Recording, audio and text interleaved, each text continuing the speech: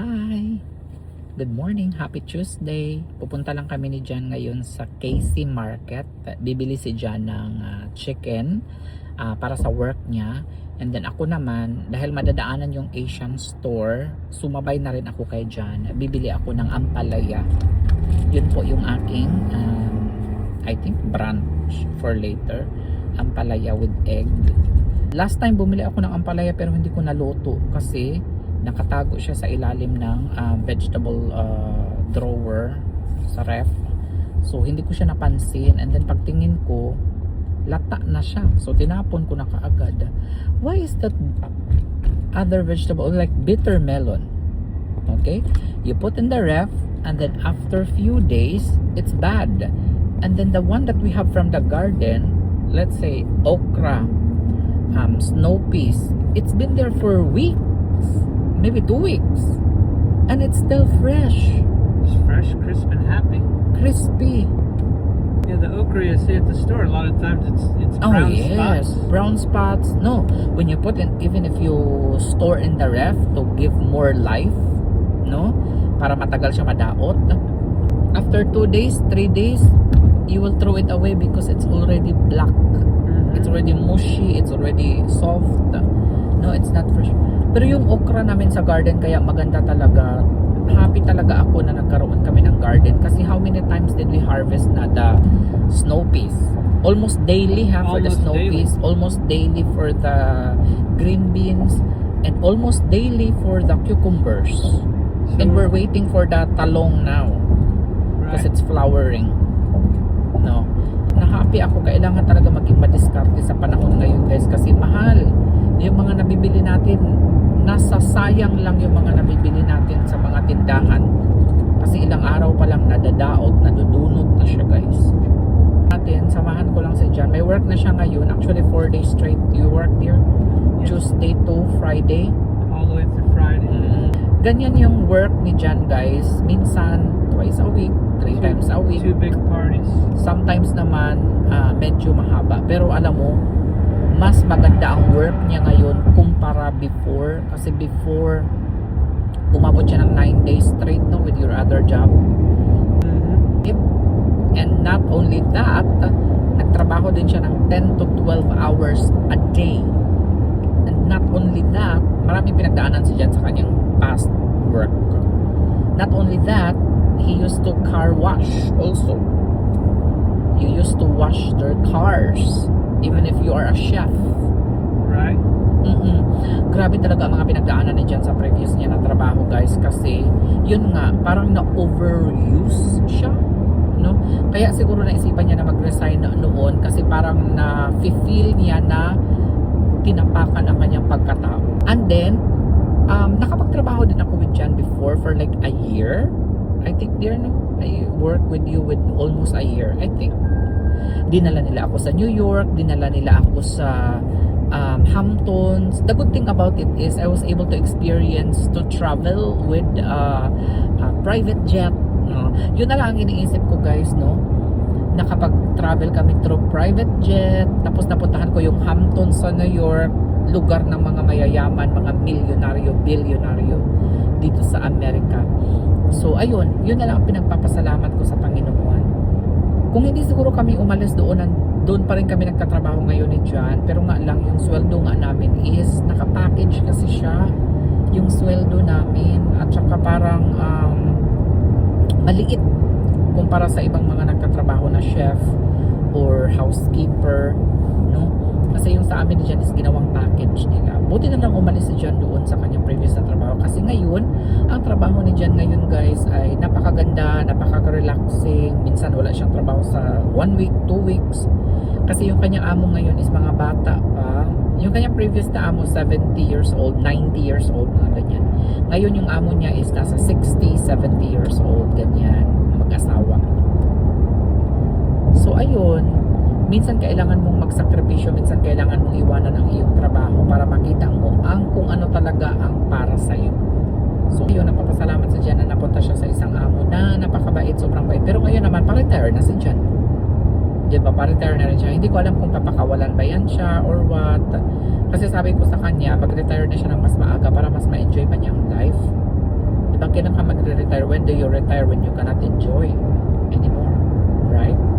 That's why I told John, if you want to retire, you can retire, no? Kasi may mga matatanggap naman na si John ng mga pension, mga ganyan, no? Every month, mga SSN, 401k, mga ganyan. So, might as well, you have to enjoy it early, no? Kasi yun yung sinasabi ko sa kanya na kailan ka pa magre-retire? Pwede naman kami mag-travel na lang ni John. We make money out of traveling also. Not as much as the other influencers do. But, at least kahit paano ba makapagbayad ng tax, monthly, what do you call that one? Property tax, car insurance, health insurance. Marami talaga dito sa US, guys. Hindi mo lang pero marami talagang mga binabayaran dito ng mga tax. Tax here, tax there, tax everywhere. Yes. At hindi ka rin pwedeng mag-tax evasion. Kasi bawal yan, makukulong ka. 'Di ba? So, yun. Kaya nga, sinasabi ko is, kapag kunyari wala ng trabaho si John, magta-travel kami, pabawiin na lang namin sa mga vlogs namin, no? Kaya nga nagpapasalamat ako sa inyo guys dahil sa inyong support na pagmamahal, pagtitiwala, hindi pag-skip ng mga ads. Malaking tulong talaga yan sa pagbabayad natin ng mga monthly bills. So, thank you so much sa inyo. Nandito na kami ngayon sa World Asian Market. Nasa 20 minutes away lang ito from our house. Dumiretso kaagad ako sa kanilang chiller at kumuha kaagad ako nitong kanilang ampalaya. Ayan, yung 2 piraso lang yung aking kukunin. And tinitingnan ko lang siyang mabuti guys kasi minsan lata na siya guys kaya pinipili ko talaga siyang mabuti. No? Kasi kapag medyo lata na yung makuha mo, baka 2 to 3 days, masira na naman siya ulit. Maybe they have the chicken siomai now. Pork and dumpling, pork siomai, karaagi, pork and mushroom. Ito may chicken. Dumpling with chicken. Parang gusto ko ito. Dumpling with chicken. Ayan. Dumplings with chicken. $7-8. Kukuha sana ako nitong dumplings guys. Kaso nga lang sabi ni John, meron pa daw natira doon sa ref, sa freezer namin. Kaya binalik ko na lang. Guys, ito yung sinasabi ko sa inyo guys. Na nabili ko. Ampalaya lang yung binili ko sa store. Guys, $3.65.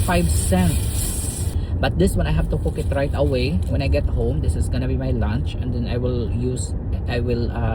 mix it with egg with ampalaya ba, di ba? Ay, wala pala akong kamatis. Siguro masarap din ito yung kamatis. But anyway, yun, $3 how much and 65. It's almost $4 na. So almost 200. Imagine 200 pesos. Grabe no, ganyan kamahal ang mga bilihin guys sa Amerika. Kaya siguro pag iniisip ng iba na sa Amerika kamalaki ang malaki din ang iyong binabayaran, especially mga groceries. Imagine 200 pesos, so parang lumalabas na 100 pesos each. Pero sa Pilipinas ito siguro nasa 30 pesos. I'm not sure siguro 50 naman, 50 pesos for the two, no? Ay, grabe talaga. Ang mahal na ng mga bilihin ngayon. Pero kailangan din nating bumili. Kasi pag hindi tayo bumili, nakikrave tayo, di ba? Not my favorite. Hindi niya favorite, guys. Pero ako kahit na sobrang pait, basta crispy siya. Ganun naman talaga ang ampalaya. May ampalaya ba na hindi mapait? Parang wala naman. Wala namang sweet ampalaya. Sweet bitter. Sweet gourd. Wala namang sweet gourd, di ba? So ito, lulutuin ko ito mamaya. Ito yung lunch ko. Dito kami ngayon sa KC Market. Meron ng cart dito.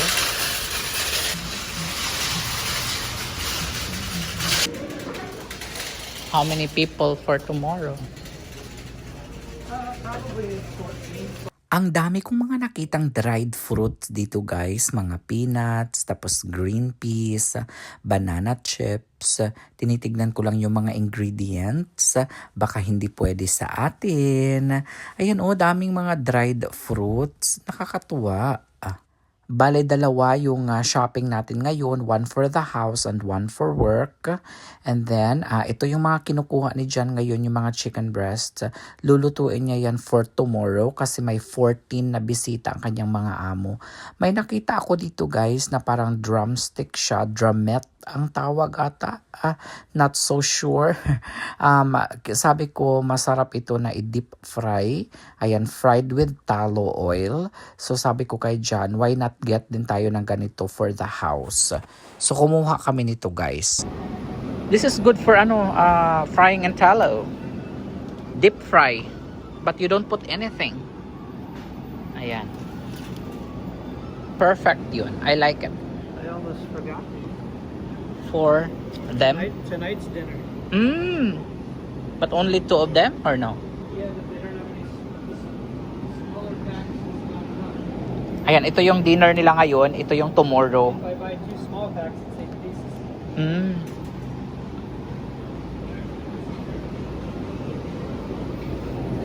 Whole chicken is 17. So dito talaga specific na mimili si John sa KC Market. Ito yung specialty store, parang sa mga Jewish, no? Dito sila bumibili. Jewish kasi yung mga amo ni John. Nakita din namin na may tinitinda sila dito guys na turkey. At grabe ang mamahal, na sa $76. Yung iba, $82.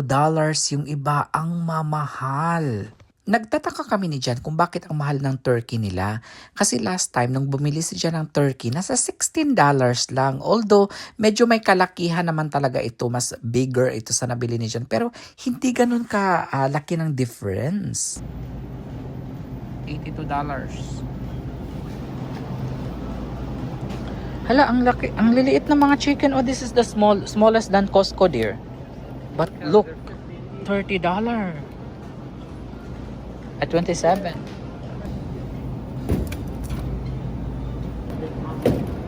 No price. They don't price it. Yeah, 63 for that one. Only this one doesn't have price. Laki nito, oh. Para na siyang baboy. Used to love all these food. Now, no more. Nakaka-overwhelm sa dami ng mga seasonings guys, oh. Mga oil, dressing, no? Seasonings, ketchup, mayo. No? Parang nandito na lahat. You name it, they have it. Ayan, so magbabayad na tayo guys. Sineseparate lang ni John yung order sa work niya at order namin sa bahay. Ako yung magbabayad sa grocery natin sa bahay. Ayan, at si John naman sa kanyang work.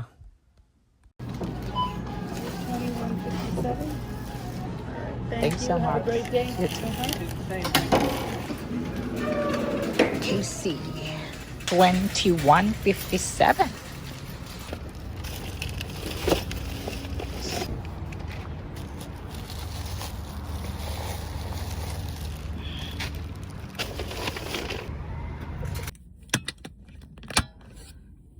So 2157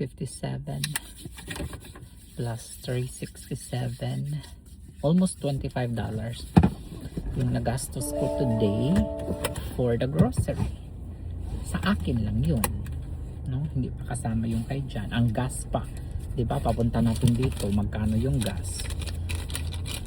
Mahal din yung gas. Yeah, the ducks and the turkeys are extraordinarily overpriced. I don't know what. $72, $82, $76, $82. Pero malaki din siya. Yun yung mga ginagamit nila dito guys. Pagka nag-ano sila. What do you call that? Thanksgiving. Ayan. They're using it for Thanksgiving. Ito na yung napamili ko for today. Ayan. Lagay lang natin sa ref kaagad.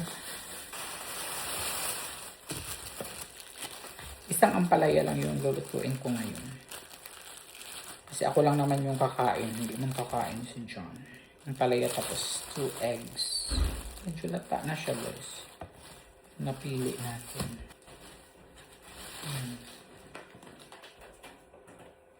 Punong-puno pa rin yung ref natin, guys. So, mag-drink ako ng almond milk mamaya. Magsasaing tayo.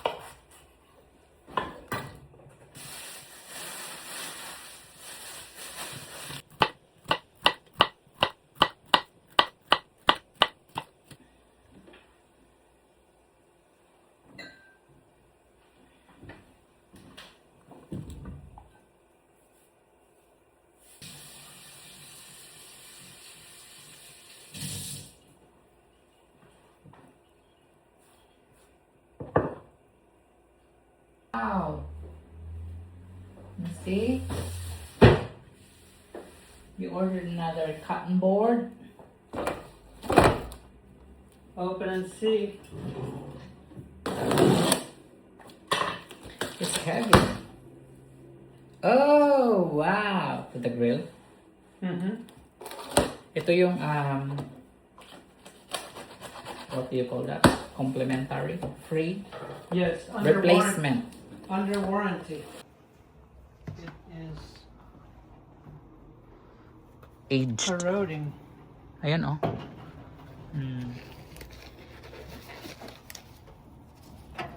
Popping. Ayan, oh. Popping. Kailangan na talaga siyang palitan, guys, kasi sobrang luma na. Buti na lang, covered pa rin siya ng warranty. Ayan. Popping, corroding. So So, it's not good for the food. no.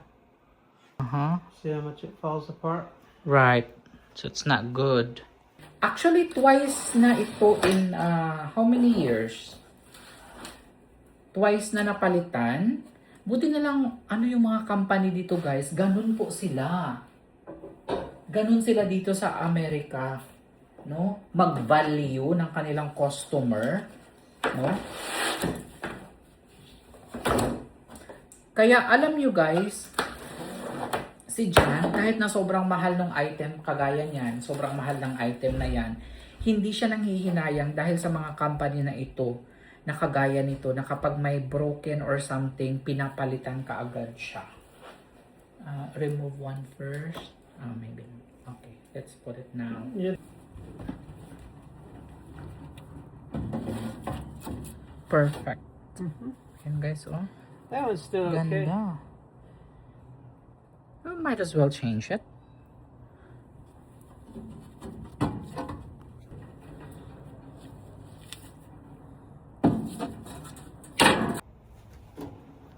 Wow, it's brand new. Oops.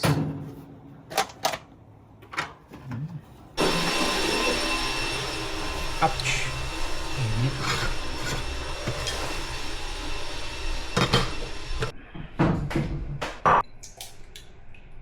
Salmon. You want smoked salmon?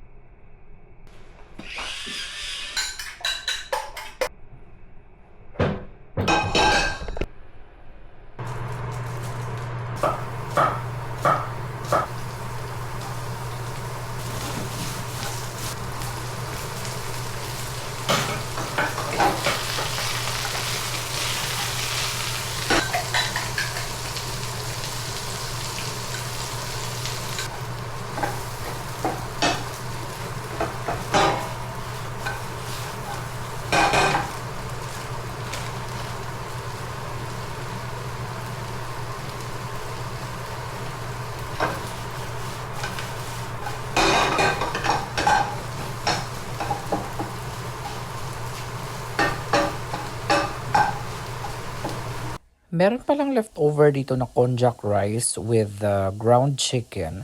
So ang gagawin niya dyan, gagawa ulit siya nitong bell pepper. Tapos ilalagay niya yung konjac rice dito sa stuffing niya dito. This is the leftover guys, stuffing. Chicken with konjac. What about mixed with new rice? No? Parang hindi enough yung stuffing nito guys. Kaya sabi ko na kapag saing naman ako, why not lagyan natin or mag-mix tayo ng white rice dito. Ayan, nilagyan lang ni Jan ng tomato sauce.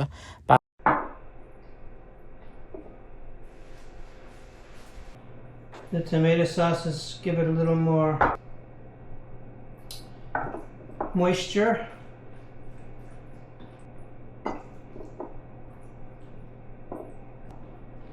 See, you could have put white rice.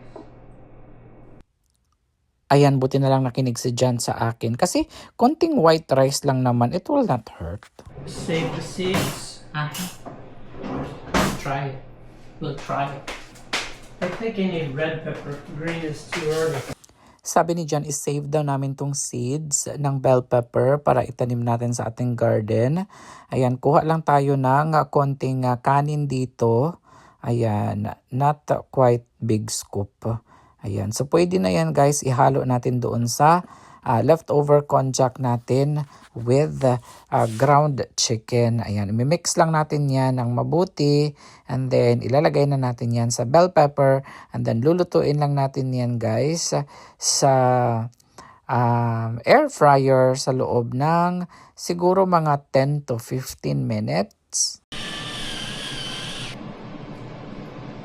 Maybe that's better with the yellow one. I don't know. They all it's this time. have their The own. peppers have their own taste. Yeah. Oh. Ayan guys, puno na siya.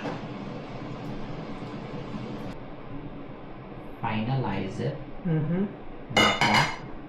Right. Yep. Simple pepper, make a difference.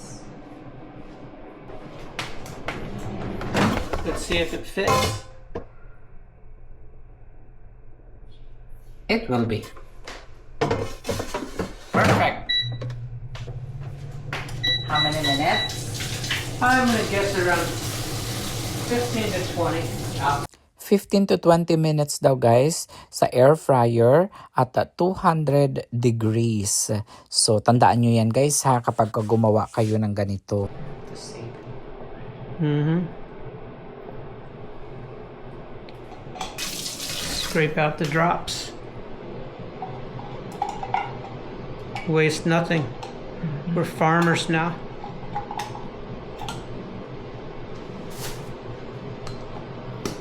We will save this one so we can plant it.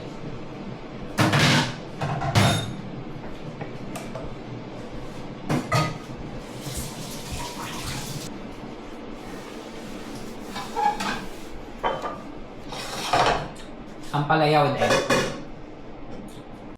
Ayan, nagutom na ako guys, kaya kumain na muna ako nitong niluto ko na ampalaya with egg. Sarap pala guys, ang ginawa ko palang technique dito guys, no, hindi ko na siya pinupugaan ng asin. Ang ginawa ko is hinuluman ko siya ng asin, yung water, for like 20 minutes. Medyo may konting pait siya guys, pero that's normal. Pero sabi ni John, baka kung hinumulan mo siya ng more than 30 minutes to an hour, baka mawala talaga yung kanyang pait guys. Humulan mo lang siya ng water at saka salt. Yun lang.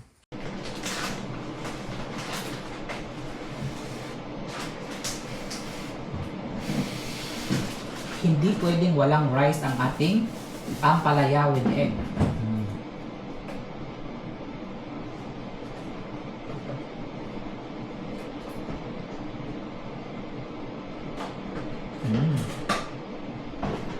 Big scoop of rice and ampalaya with egg.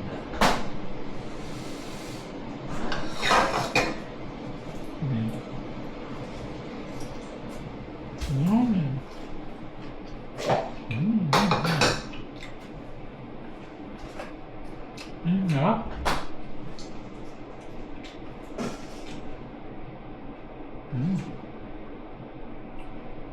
Kain po tayo.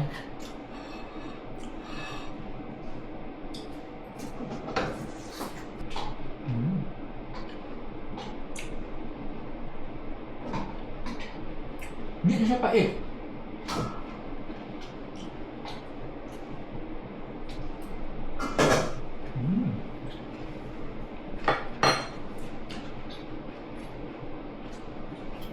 Try there. I did. It's a little bitter. That's why I was wondering if you soak it longer, does it take it out more? Guys, John is going to try the ampalaya with egg.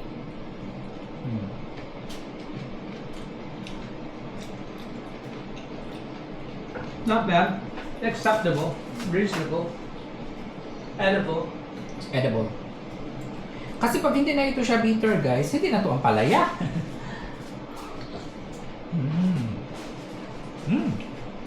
Maybe it needs salt.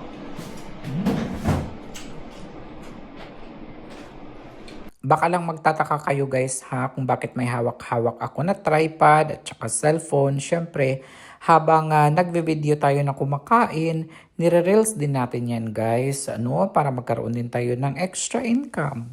Ito po ang tinatawag na multitasking guys, wala tayong sinasayang na oras pagkakataon. Huwag nyo na akong i-bash guys ha kung bakit ko ito kinamay. Ako lang naman ang kakain ito, hindi kasi kakain si John ito eh. So, uubusin ko rin naman ito guys. Isang kainan lang ito. For John's lunch, meron lang tayo ditong leftover na grilled chicken. Ito, in-slice lang ni John sa cubes. And then, meron din siyang salad dyan na nilagyan niya ng ranch dressing. And then, magtatoppings din siya dyan guys ng balsamic vinegar. O, diba?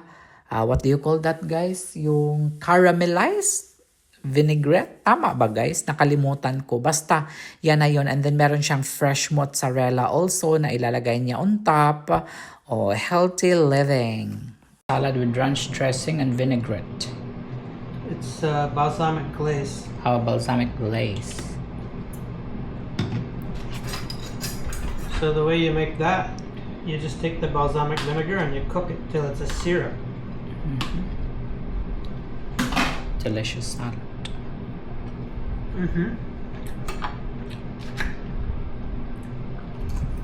Wanna make a good chicken. Yeah, you just take balsamic vinegar, you put it on the stove until it's thick. Adds a nice little twist to it. I-check na ni Jan ngayon itong ating stuffed bell pepper at tignan natin kung luto na siya. Ayan, checking the temperature na guys. It needs to be zap away. Zap away. It's hot on the outside. Remember last time bumili ako ng almond milk, ilalagay ko sa coffee ko guys every morning. Kaso nga lang, hindi siya talaga masarap guys. Kahit na almond milk alone yung iinumin mo, wala talaga siyang lasa, para lang siyang tubig. Ay, literal talaga guys. Kaya sabi ni John, gusto mo bang i-fix ko yan? Lalagyan ni John ngayon ito ng vanilla essence or something. Ayan. Tapos, dinagdagan ko lang guys sa yung milk. And sabi ni John, bakit mo pa nadagdagan yung milk? Huwag mo nang dagdagan. Hindi nang walang saysay yung nilagay ko na vanilla essence. At yung tinikman ko siya ulit guys, hindi nga ako nagkakamali. Tama nga si John guys. Nawala yung lasa ng banana essence, ng vanilla something, vanilla syrup. Kaya sabi ni John, ako, ikaw kasi ito, ubusin mo na lang ito. Wala nang laman guys. Tapos naisipan ko na lagyan ito siya ng yellow. Let's see. Let's just what we come up.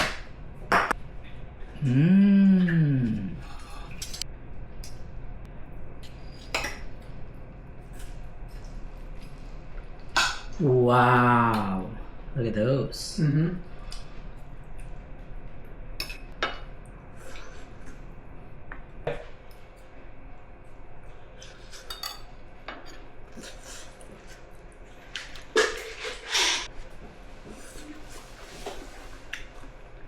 Magbibigay lang ako ng quick review dito sa stuffed bell pepper natin guys ha. So, di ba yung una niluto natin is dilagay natin sa yellow bell pepper. Mas gusto ko yun guys kesa dito. Ewan ko lang ha, siguro dahil leftover na rice with ground chicken ang ginamit natin ngayon. So, siguro kaya ganun. And then, hindi siya ganun ka-crunchy ang balat ng bell pepper. No, ang bell pepper itself, hindi siya ganun ka-crispy, ka-crunchy nung niluto sa air fryer. Unlike doon sa unang ginawa natin na yellow bell pepper. So next time, siguro mag-try naman tayo ng red bell pepper. And we'll see kung ano talaga ang mas masarap, no, para sa ganitong stuffing. So maggagawa na lang ako ng separate video guys kung paano ginawa ni John yung ground chicken, ano yung mga seasonings na nilagay niya. Kasi I think hindi ko yun na ibigay sa inyo. At meron palang nag-comment sa akin, si Mama Clawi Rosales. Thank you ha. Nag-comment siya na next time daw lalagyan natin sa description pala. Lalagyan kung ano yung mga niluluto ni John. Ilalagay sa description ang mga ingredients, at saka yung process on how to cook, no? So yan yung pag-aaralan ko pa yan guys ha. Pag-aaralan ko pa kasi panibagong ano na naman yan, assignment.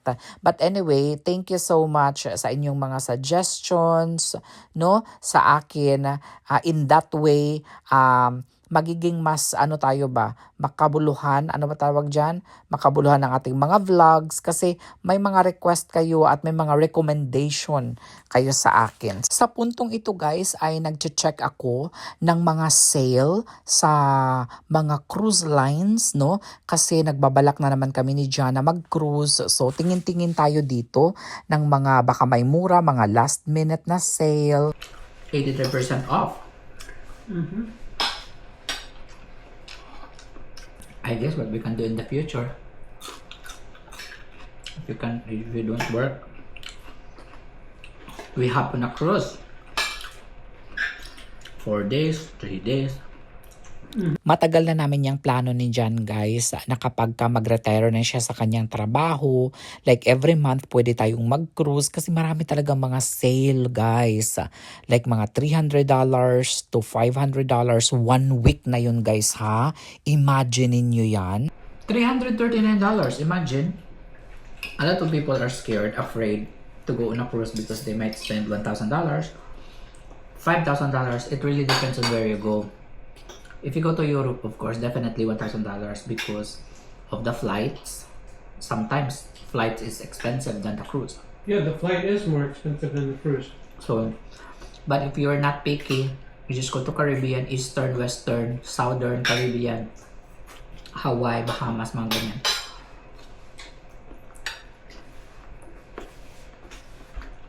There are great deals. Yes, huwag kayong matakot na mag-cruise guys, no? Bawasan nyo naman yung mga savings nyo. Kailan pa kayo magta-travel? Kapag hindi nyo na kayang mag-travel, no? At saka kung may mga pamilya kayo dito sa Amerika, why not? Mag-travel kayo. Mayroon nga akong kaibigan guys, no? Dinala niya ang kanyang nanay dito sa US, pamilya niya. Ayun, nag-travel sila, nag-cruise sila. Yung nanay nga niya guys, parang first time pa nga na sumakay sa malaking barko. Wala namang nangyari. 'Di ba? Hindi nahilo, hindi nagsuka or whatever. Kagaya ng mga kinatatakutan nila na baka mahilo daw, ganyan. Wala, relax na relax. Los Angeles, there it is. 7-night Mexico cruise. $379 only. But you go with this one, $339 only. Going to New York is only 2 hours. California is 6 hours. They bring you somewhere else if you want cheaper flight. Good thing we have airport nearby here. So if you go to New York, it's only 2 hours. Let's say 3 hours. 2.5, yeah. In total, including the waiting at the airport. So, and the good thing guys is we are near the airport. We are 7 minutes away from the airport. The only downside with that is there's no good deals offer like non-stop flight, because usually if you depart from here it brings you somewhere Yeah, they before give you you a can go to layover. a destination unless Unlike if you go to Miami Airport, which is 1 hour away, 2 hours including traffic, there's non-stop flight. Yun naman ang kaibahan guys, limited lang yung option kapag dito sa Palm Beach International, which is napakalapit lang sa bahay namin. Walang mga direct flights, no? Pero kung doon ka sa Miami, which is 1 hour or 2 from our house, nandun ang mga direct flights, no? So, nakakaloka talaga. The price of 7-day cruise is a price of 1 night stay in a premium hotel in South Miami Beach. That's true. Pero reminder lang guys ha, yung sinasabi ko sa inyo ng presyo na 1 week na yun is nandun lang kayo sa inside room. Okay? Hindi po siya window na room, wala po siyang cabin. I mean, wala po siyang, what do you call that guys? Yung balcony, walang balcony, hindi siya suite room. Talagang pang dalawahang tao lang yun guys. But anyway, nag-cruise ka naman guys para kumain, uminom, manood ng entertainment. Hindi ka naman nag-cruise para matulog lang, 'di ba? Pero kung may pera ka naman, guys, why not? Kasi na-try na namin yan ni Jana, kami ng balcony, ganito ganyan. Alam mo, practical lang yan ganyan mga balcony kapag ka nasa Iceland kayo, nasa Alaska kayo kung saan makikita nyo ang mga glacier, ganyan-ganyan. Pero kung mga Caribbean kayo, ganyan-ganyan, hindi masyadong kagandahan ang mga port, go to inside room lang kayo. $339 to $700 1 week na. 'Di ba? May mga complimentary mga drinks na yan, may mga complimentary food na yan, guys. Makakanood ka na ng mga entertainment. Medyo mapapagastos ka lang, guys, kung gusto mo ng upgraded ang iyong internet. That's number 1. Ako talaga is aminado ako kumukuha ako ng premium internet. Kasama na ang internet, pero alam mo 'yun, mga iMessaging lang, mga ganyan. Pero yung mga makapag-live ka, makapag-upload ka, yun, magbabayad ka talaga. Mayroon yung parang extra, okay, na bayad. And what else? May mga 5-star restaurants din sa loob ng barko. Ngayon, kung gusto mong kumain ng kakaiba, hindi doon sa mga free buffet, hindi ka doon, ayaw mo, nagsawa ka na doon, na paulit-ulit, go ka doon sa mga 5-star restaurant. Madami din, may mga upcharge nga lang. So, kung may budget, go. Kung walang budget, doon ka na lang sa mga free. O, diba? Ganun, guys. Because I told Jan, guys, when is he going to retire? He's already turning 61 this year. I'll be 61 this year. Mm-hmm. And the retirement age in the US kasi, it's maybe by the time that you retire, decide to retire, they're gonna change the retirement to 69. Because it started where? It started, what's the retirement age started? The Philippines retirement is only 60. I don't know here before. Maybe the retirement is 60 and then it changed to 63, 65, now it's 67. But where you can get your social security 67, right? Yes, the full. But you don't it's know. still not enough to survive on. No. Actually, pwede na makuha ni Jan yung kanyang mga pension, mga ganyan, mga 401, mga ano pa ba tawag dyan guys, mga SS. Kaso nga lang, kapag hindi ka pa nga doon sa age na dapat mo siyang kunin, malaki yung kaltas. Pero sabi ko, gaano ba kalaki yan? 'Di ba? Tapos kung sa Social Security naman daw guys, parang kapag hinintay niya mag 67, parang madagdagan daw ng mga $100 lang naman siguro or $200. Sabi ko, hala, hindi naman pala ganun kalakihan yung dagdag. So, sabi ko kay John, pero alam mo, buhay naman ni John yan, no? Pero ayoko namang makialam. Ito sa akin, suggestion lang naman sa kanya, no? Pwede na siya mag-retire ng early, pwede rin hindi, no? Depende sa kanya. Kasi ako, nandito lang ako to support John whatever he wants. Kasi sabi niya, ayaw niyang umalis dito sa kanyang trabaho kasi for sure, manghihinayang din siya kasi napaka-relaxing. No, minsan once a week lang ang trabaho, twice a week. Minsan wala yung kanyang maamo, nagta-travel, mga traveler kasi. Minsan walang work ng 1 week, 2 weeks, pero paid siya. 'Diba? So, sabi ko kay Jan, tapos minsan kasi nagrereklamo yan si Jan sa kanyang trabaho na ganito, ganyan, napapagod na daw siya na maging chef, ganyan, ganito, ganyan, gusto naman niya magpahinga, ganyan, ganyan. Tapos sabi ko sa kanya, instead na magsige siya ng reklamo guys, i-weigh niya. Timbangin niya, okay, kung hindi ka na magtatrabaho ngayon, so mag-focus na tayo sa vlogging natin. 'Di ba? Tapos kung magtatrabaho ka pa din ngayon, mahati yung vlogging namin. 'Di ba? Kasi minsan hinaaya ko pa yan siya kahit pagod siya sa trabaho, niyaya ko siya ng mga content, pagod na siya, nagrereklamo siya. Pero sabi ko sa kanya, ikaw magdesisyon. Nasa sayo yan.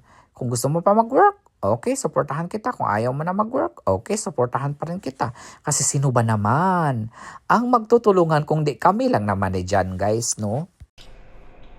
Travel once a month. Caribbean, and twice a year travel to other countries like long flight twice a year. Oh, there's some amazing Asian cruises too. Ay, oo. Pag nasa Philippines tayo, there's amazing Asian cruises. Vietnam, Malaysia, Thailand. Ayun, tatlo lang yun eh. Vietnam, Malaysia, Thailand. Ayan. Yan. Whatever your decision there, it's up to you. Ang dami nang nakain ko. Kaya naman maglalakad tayo mamaya ng 1 oras. At tignan niyo yung nangyari sa ating kusina. Konti lang yung niluto natin. Ilang putahe lang yun guys. Pero puno na naman ang kusina natin. Excited na talaga ako sa plano namin ni John guys. Ano na siya sa trabaho. Mag-stop na siya sa kanyang trabaho. Kasi para makapagbakasyon na tayo all the time. Sa totoo lang guys, no? Kasi tama naman talaga guys. Kapag nagta-travel kami, mga 3, 4 days, 5 days, hindi na yan lahat. Di ka na maghuhugas, diba? No? Mag-travel ka na lang. Travel ka na lang ng travel.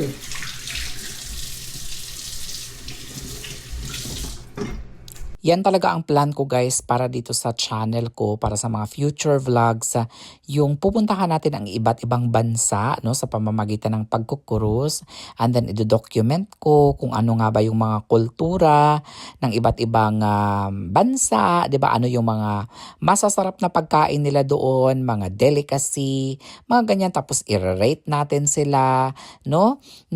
Ganun talaga ang plan ko guys.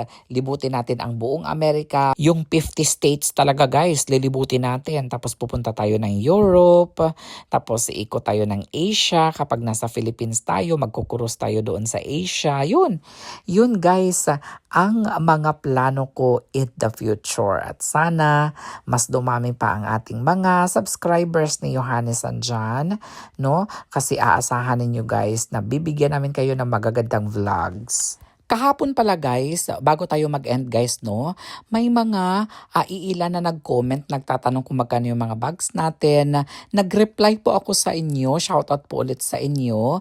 Mag-message lang kayo doon sa FB page ko na Johannes and John at make sure yung may blue check ha, para mabasa ko talaga. At sinabi ko po kung ano yung mga code na ilalagay ninyo para makita ko kaagad yung inyong mga comments kasi sobrang dami kasi ang mga nagbe-message sa akin doon, okay? Antayin ko kayo. And thank you so much again for watching our daily vlog. Maraming salamat po talaga sa inyong suporta at pagmamahal. Kita-kits po tayo ulit bukas guys ha. Again, thank you so much sa mga bago kong subscribers. Maraming salamat. Click the notification bell guys ha para lagi kayong updated sa mga latest vlog ko. See you tomorrow. Bye!